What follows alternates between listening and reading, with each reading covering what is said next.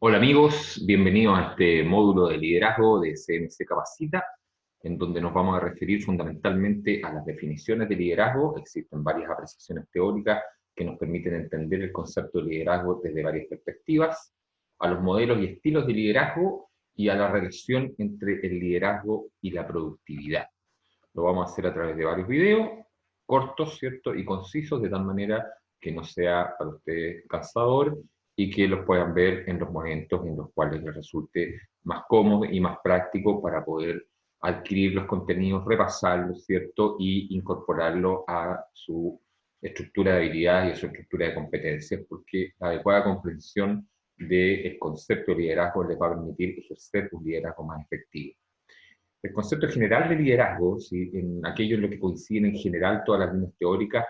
dice que el liderazgo no es más que la actividad o proceso de influenciar a la gente para que se empeñe voluntariamente en el logro de los objetivos del grupo con objetivos comunes. Con mucho énfasis en este punto porque es algo en lo que van a disentir algunas líneas teóricas cuando nos referimos a empeñarse voluntariamente en el logro de los objetivos del grupo con objetivos comunes. Es decir, lo que pretendemos que logre fundamentalmente un líder es que las personas al desarrollar una tarea, al desarrollar un trabajo, al desarrollar una función, sientan que lo hagan por una motivación que les es intrínseca, que es propia de ellas mismas, que se sientan motivados por la dirección de la que son objeto o por el liderazgo de que son objeto, a sentirse partícipes de la labor en la cual se están desempeñando y no se están sintiendo obligados a hacerla. Esta voluntariedad va a generar un menor nivel de estrés, va a generar una mayor resistencia a los elementos nocivos de nuestra organización laboral o de nuestro medio ambiente laboral y nos va a influenciar positivamente en la productividad. Y por lo tanto, nos vamos a dar cuenta que hay un eje relacional directo entre el estilo de liderazgo, la forma en que el líder se relaciona con sus subordinados, la forma en que los subordinados perciben el rol del líder y el cómo se involucran en el desarrollo de objetivos y tareas y el cual voluntariamente las desarrollan o el cual obligados se sienten a desarrollar. El concepto de líder, una cosa es el liderazgo como elemento general, como concepto general, y otra es el líder, la persona que ejerce el liderazgo, la persona que se encarga de dirigir e influenciar las actividades con relación a las funciones de los miembros de un grupo. Y para entender el concepto de líder, para describir el rol del líder, sus distintas funciones y sus distintas características, existen diversos enfoques teóricos. Y van a describir no solamente cómo estos se desempeñan, sino también cómo surgen. Uno de estos es la teoría de los rasgos. En esta se supone que las personas nacen con ciertas características o rasgos que las hacen especiales para ser líderes. Es decir, se entiende que el líder se nace para ello y no se hace, no se puede construir. Y se identifican 4 rasgos fundamentales presentes en los líderes, desde el punto de vista de la teoría de los rasgos. La estabilidad emocional y la compostura. La capacidad de reconocer los errores, algo que en alguna medida es transversal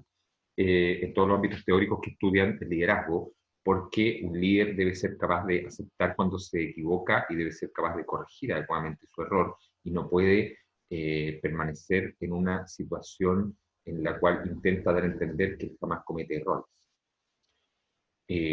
La teoría de los rasgos señala que se deben tener buenas habilidades de relaciones interpersonales. Es decir, tenemos que tener la capacidad de relacionarnos con otros de manera adecuada.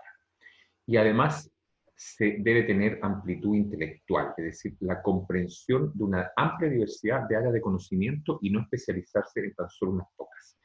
Si en una estructura organizacional existen diversas funciones, es lógico que la persona que ejerce el rol directivo o la persona que ejerce el liderazgo tenga mayores competencias en alguna de estas funciones y en otras. Supongamos que en un ámbito de salud hospitalaria, por ejemplo, el director del hospital probablemente sea un médico, pero los directores de otros servicios van a tener otras profesiones, y pueden ser enfermeros, kinesiólogos, tecnólogos médicos, etc. Y, sin embargo, el director, o a su vez este farmacéutico, este enfermero o enfermera, o este kinesiólogo o kinesióloga en su respectiva área se va a relacionar también con otros profesionales, y van a haber áreas donde van a haber parvularias, asistentes sociales, quien ejerce el rol directivo, quien ejerce el rol de liderazgo, debe necesariamente tener al menos una mínima comprensión de cuáles son las características profesionales del desempeño de estas otras funciones que no corresponden a su propia formación profesional. Esto le va a permitir, primero, entender de mejor forma al trabajador al que tiene como colaborador, porque tengamos que siempre debemos pensar en el subordinado como un colaborador y no como un empleado. Y le va a permitir entonces trabajar de mejor forma en la orientación de los objetivos por parte de esta persona.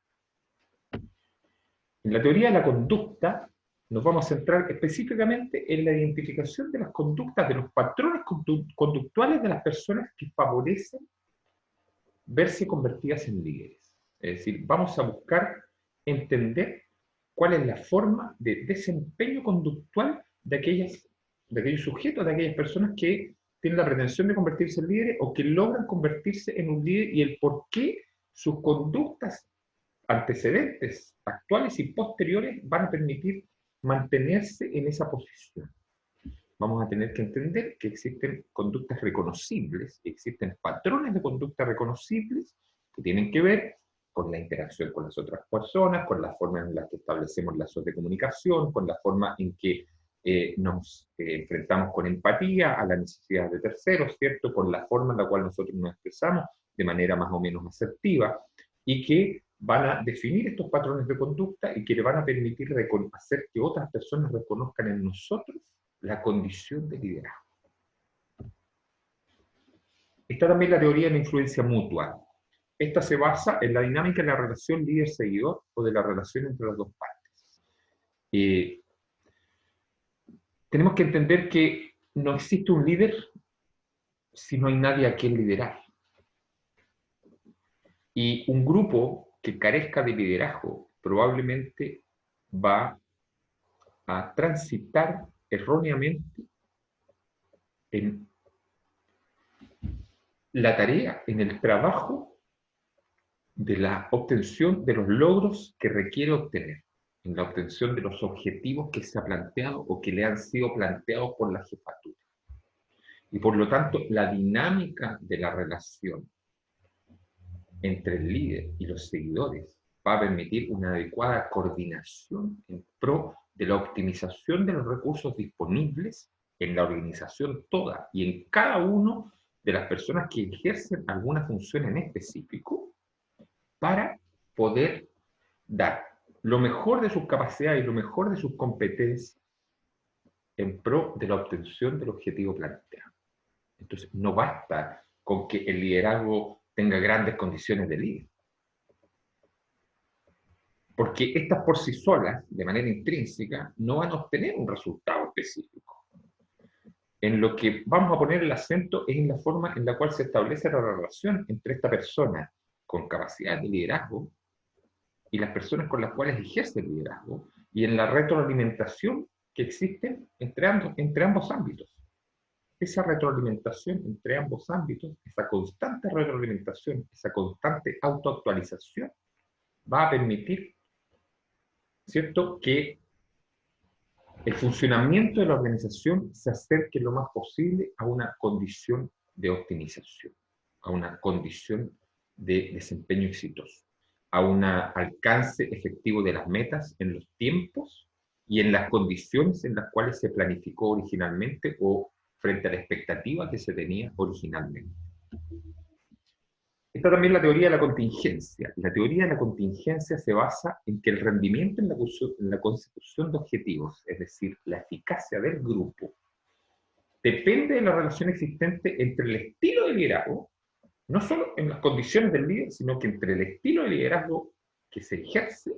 y el grado en el que la situación del grupo permita al líder poner en práctica su influencia. ¿Qué significa esto? Que no basta con que el líder tenga condiciones innatas de líder, o condiciones aprendidas de líder, recuerden que puede ser ambas vías,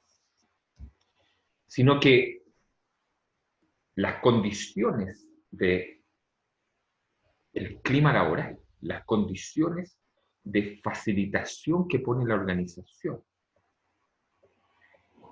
las condiciones en las cuales el grupo está dispuesto a acogerse a las sugerencias del líder, van a tener una relación directa con la posibilidad de obtener un resultado exitoso en la consecución de las metas planteadas. Ni el líder por sí solo, ni los seguidores del líder por sí solos van a ser el elemento más relevante, y tampoco lo va a ser la relación, ¿cierto?, existente entre ellos, como mencionábamos en el aspecto teórico anterior, en donde esta constante retroalimentación o autoactualización constituía el eje central de el desempeño del líder y la descripción, ¿cierto?, del rol de liderazgo. Aquí los elementos contingentes son los elementos actuales, los elementos accesorios proporcionados por el clima laboral, por el medio organizacional, la utilización de la infraestructura van a tener también una importancia fundamental. Y eso es algo que nosotros nunca debemos perder de vista. Con esto cierro el primer video de este módulo acerca de liderazgo y los dejo invitados a hacer una pequeña pausa y luego continuar revisando los conceptos que vienen a continuación en nuestro próximo video.